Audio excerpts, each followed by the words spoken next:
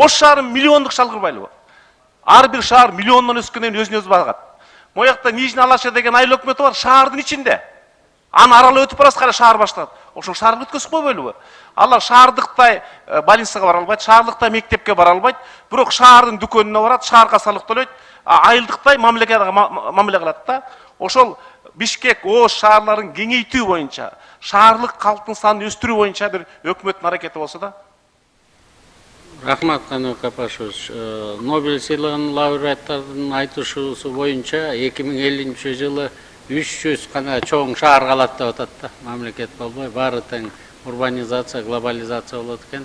Мен оюңузду толук колдойм. Эмдиги жылы административдик территориалдык реформалардын башталышы болот.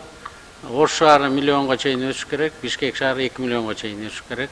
Калган жерлерде жок дегенде 300 миңден киши болуш керек экономикалык округтарда.